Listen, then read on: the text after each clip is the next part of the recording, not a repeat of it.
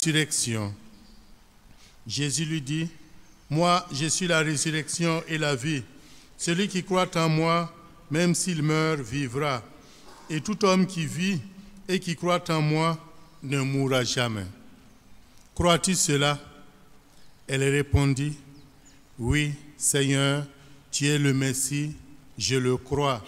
Tu es le Fils de Dieu, celui qui vient dans le monde. » Ayant dit cela, elle s'en alla appeler sa sœur Marie et lui dit tout bas, « Le Maître est là, il t'appelle. » Marie, dès qu'elle l'entendit, se leva aussitôt et partit rejoindre Jésus. Il n'était pas encore entré dans le village. Il se trouvait toujours à l'endroit où Marthe l'avait rencontré. Les Juifs qui étaient à la maison avec Marie et lui manifestaient leur sympathie, quand ils la virent se lever et sortir si vite, la suivirent, pensant qu'elle allait au tombeau pour y pleurer. Elle arriva à l'endroit où se trouvait Jésus. Dès qu'elle le vit, elle se jeta à ses pieds et lui dit, « Seigneur, si tu avais été là, mon frère ne serait pas mort. » Quand il vit qu'elle pleurait et que les Juifs venus avec elle pleuraient aussi, Jésus fut bouleversé d'une émotion profonde. Il demanda, « Où l'avez-vous déposé ?» Ils lui répondirent, « Viens voir, Seigneur. » Alors Jésus pleura. Les Juifs se dirent, « Voyez comme il l'aimait. » Mais certains d'entre eux disaient, « Lui qui a ouvert les yeux de l'aveugle, ne pouvait-il pas empêcher Lazare de mourir ?» Jésus, repris par l'émotion, arriva au tombeau. C'était une grotte fermée par une pierre. Jésus dit, « Enlevez la pierre. » Marthe, la sœur du mort, lui dit, « Mais Seigneur, il sent déjà.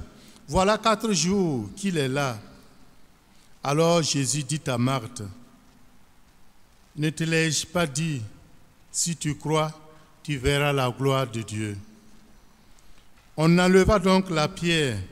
Alors Jésus leva les yeux au ciel et dit, « Père, je te rends grâce parce que tu m'as exaucé. Je sais bien, oui, que tu m'exauces toujours, mais si j'ai parlé, c'est pour cette foule qui est autour de moi, afin qu'ils croient que tu m'as envoyé. » Après cela, il cria d'une voix forte, « Lazare, viens dehors !»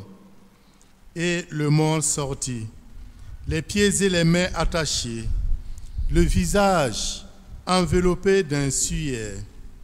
Jésus leur dit, « Déliez-le et laissez-le aller. » Les nombreux Juifs qui étaient venus entourer Marie et avaient donc vu ce que faisait Jésus crurent en lui. Je te dis que si tu crois, tu verras la gloire de Dieu. Je te dis que si tu crois, tu verras la gloire de Dieu. Tu verras la gloire de Dieu. Tu verras la gloire de Dieu. Je te dis que si tu verras la gloire de Dieu.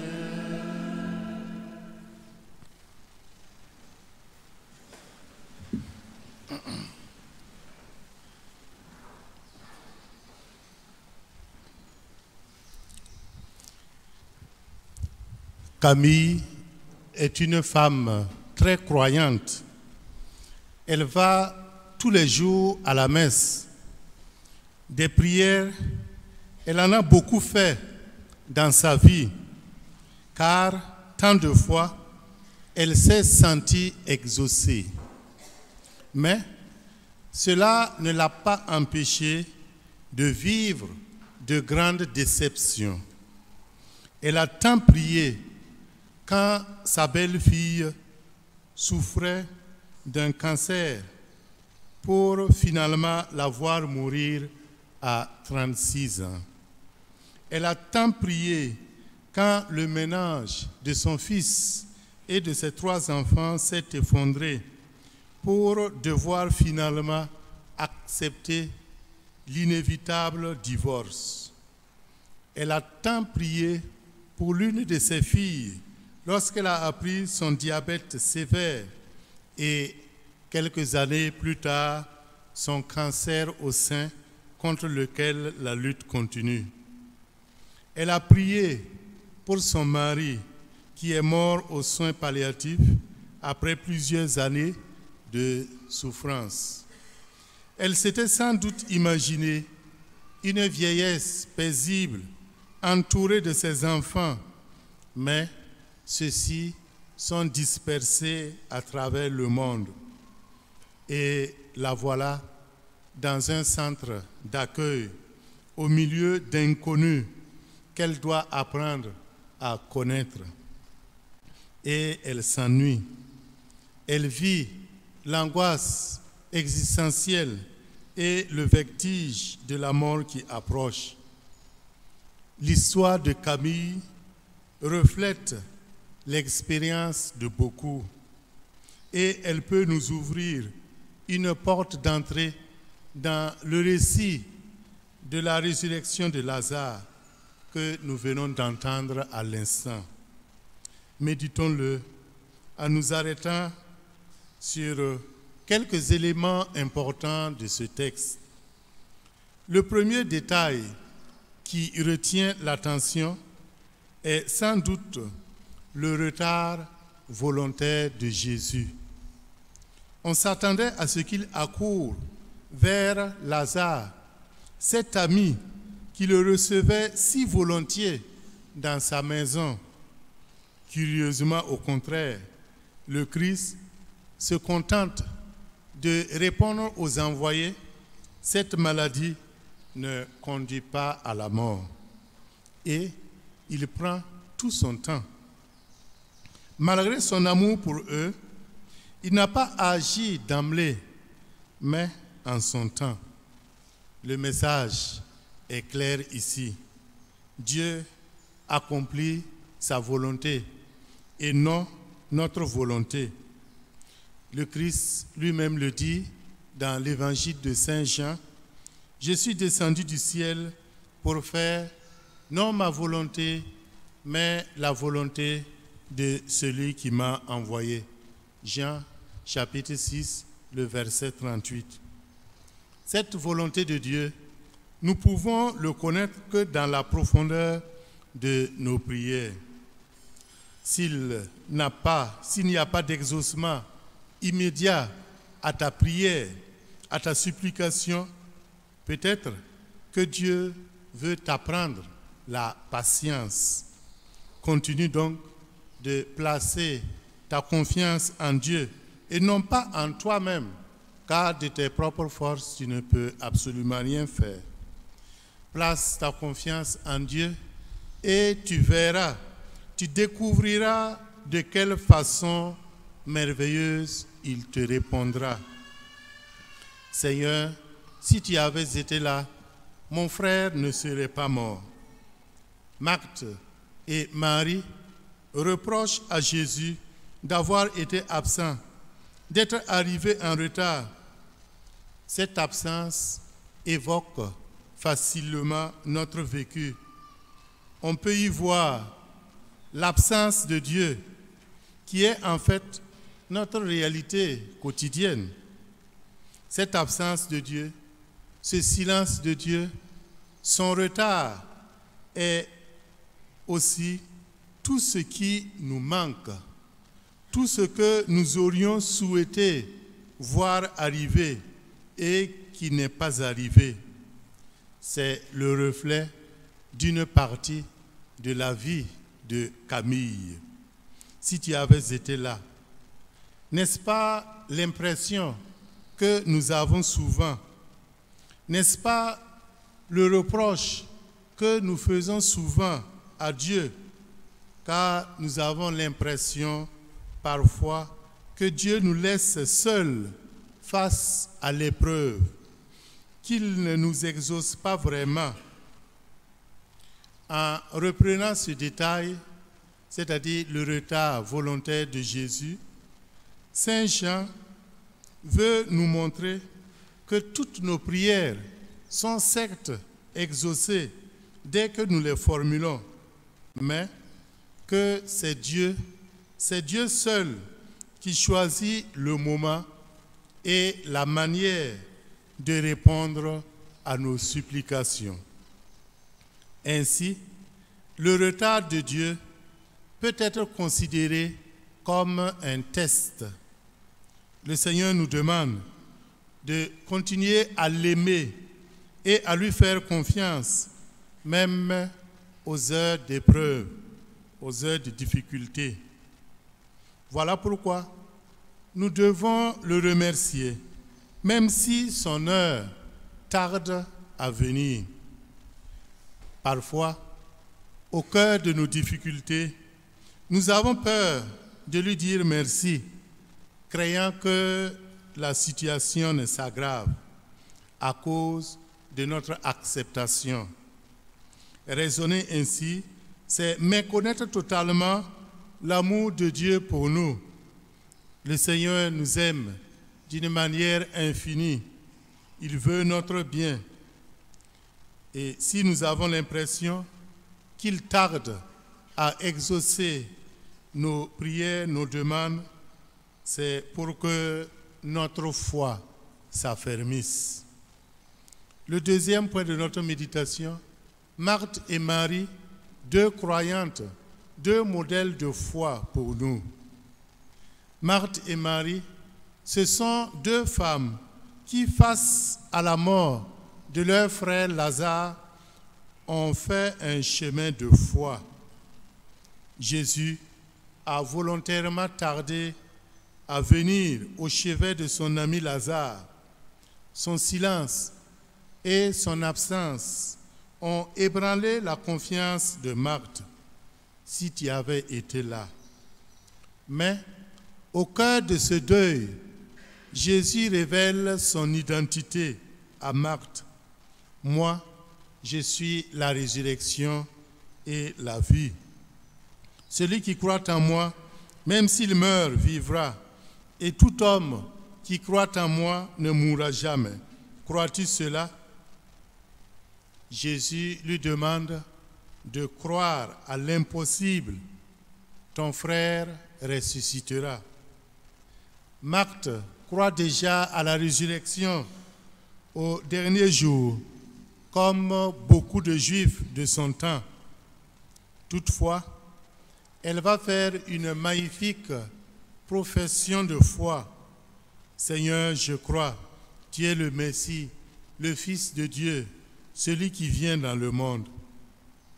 Peut-être l'avez-vous remarqué, il y a dans cette phrase 4 titres de Jésus qui sont rassemblés. Seigneur, Messie, le Fils de Dieu, celui qui vient dans le monde.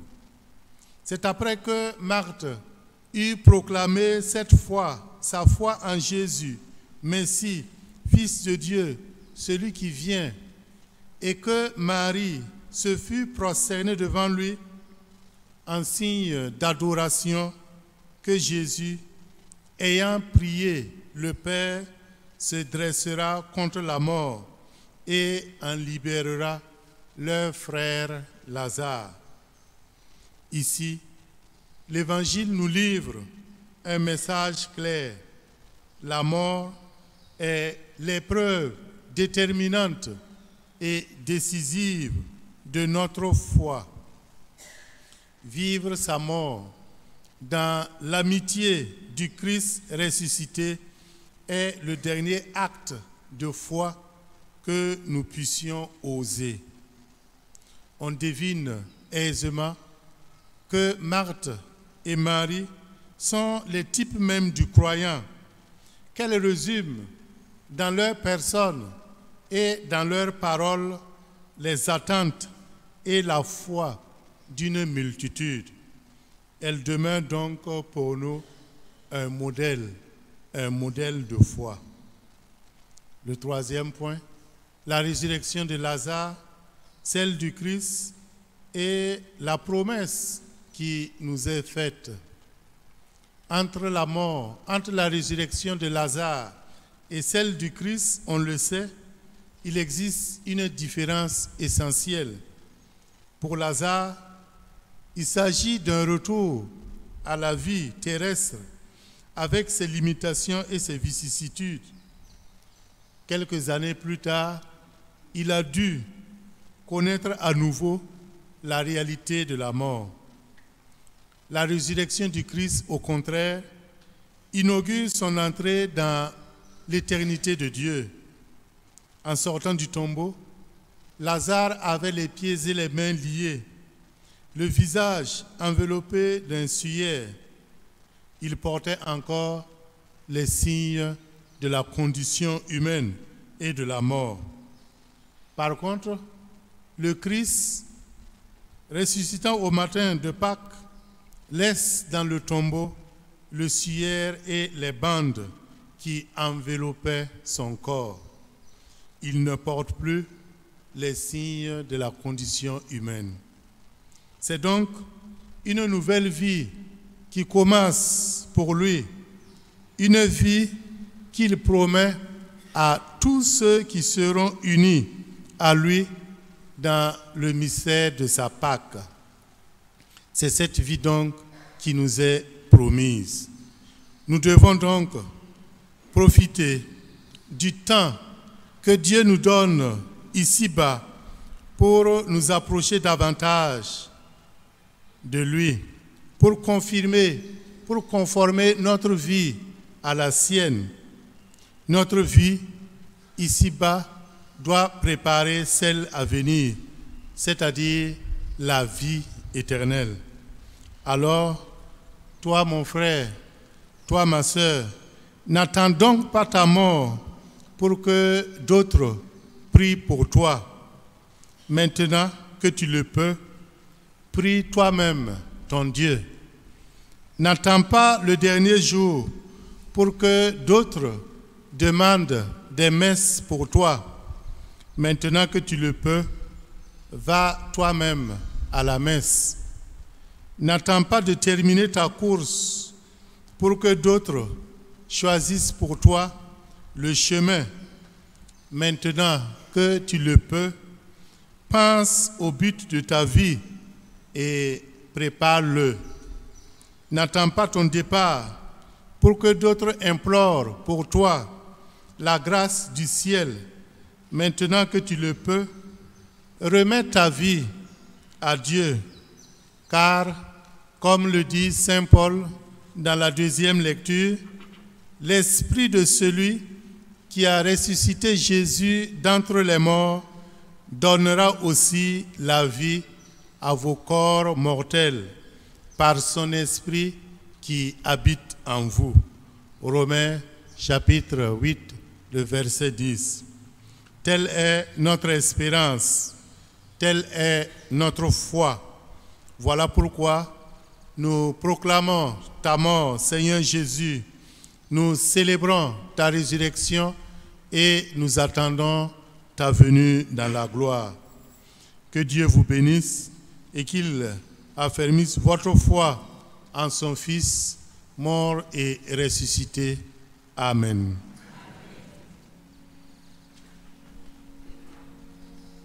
C'était l'homélie du Père Gérard Yougbaré en ce 5e dimanche de Carême.